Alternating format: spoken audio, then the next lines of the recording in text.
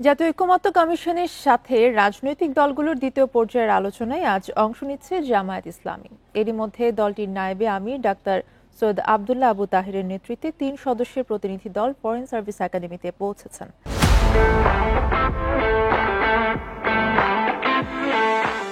এদিকে কমিশনে আজ আবারও বৈঠক করবে বিএনপি। ফরেন সার্ভিস একাডেমিতে বিএনপির স্থায়ী কমিটির সদস্য সালাউদ্দিন আহমেদের নেতৃত্বে ৩ সদস্য অংশ নেবেন বলে জানা গেছে।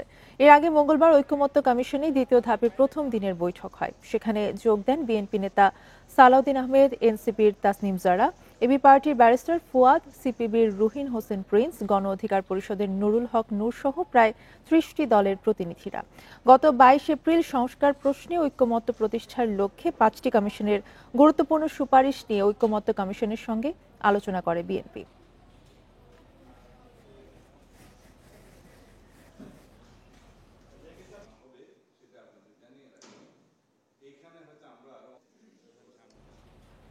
এ বিষয়ে আরো জানাতে ফরেন সার্ভিস একাডেমি থেকে আমাদের সাথে যুক্ত আছেন সহকর্মী রিফাত আলম। রিফাত, জামায়াত তো এরই মধ্যে ফরেন সার্ভিস একাডেমিতে পৌঁছেছে, বিএনপিও যোগ দেবে। আলোচনার বিষয়ে আসলে কি জানতে পেরেছেন? কোন কোন বিষয়গুলো প্রাধান্য পাবে আজকের আলোচনায়?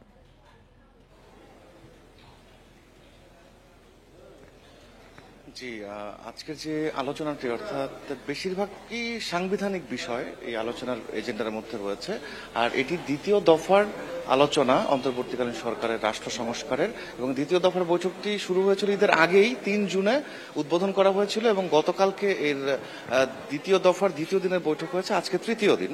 এবং গতকালও ২৯টি দল অংশগ্রহণ করেছিল, এবং গুরুত্বপূর্ণ একটি দল জামায়াত ইসলামী অংশগ্রহণ করেনি। আজকে সেটা নিয়ে একটা সংশয় ছিল যে জামায়াত ইসলামী অংশগ্রহণ করবে কিনা। তো আমরা কিছুক্ষণ আগে দেখতে পেরেছি যে নায়েবে আমির নেতৃত্বে ৩ সদস্যের প্রতিনিধি দল এসেছে, এবং আরো বেশ কয়েকটি দল এসেছে।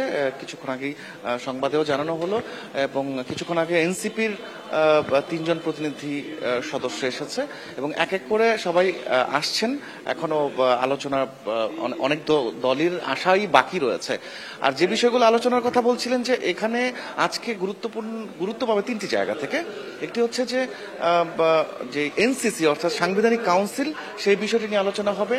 আরেকটি বিষয় হচ্ছে এখানে রাষ্ট্রপতি নির্বাচনের যে প্রক্রিয়াটা, সেই প্রক্রিয়াটা কেমন হবে, কি পদ্ধতিতে রাষ্ট্রপতি নির্বাচন হবে, সরাসরি ভোটে নাকি অন্য কোনোভাবে, এই বিষয়টা একটি আলোচনায় প্রাধান্য পাবে। এবং অসমাপ্ত যে বিষয়গুলো রয়েছে, অর্থাৎ আগে যে বিষয়গুলো অসমাপ্ত রয়েছে বা সমাধান হয়নি, সেই বিষয়গুলো নিয়ে আলোচনা হবে। এছাড়া সাংবিধানিক যে বিষয়গুলো রয়েছে, অর্থাৎ এই আলোচনাতে বেশিরভাগই বিষয় রয়েছে সংবিধান কেন্দ্রিক। ৭০ অনুচ্ছেদের বিষয়টি রয়েছে। ৭০ অনুচ্ছেদ নিয়ে আলোচনা এখনো শেষ হয়নি। নারী সংরক্ষিত আসনে নারী সদস্যদের অংশগ্রহণ বা কিভাবে অংশগ্রহণ, কত জন থাকতে পারে, এই বিষয়টি আলোচনা এখানে প্রাধান্য পাবে। এছাড়া আরো বেশ কিছু যে অসমাপ্ত বিষয়গুলো রয়েছে, সেই বিষয়গুলো নিয়ে আলোচনা হবে। তো এক এক করে রাজনৈতিক দলগুলো আসছে, তারা এসে তাদের মতামত ব্যক্ত করবে। এবং গতকাল কয়েকটি বিষয় একমতে কাছাকাছি পৌঁছেছে তারা।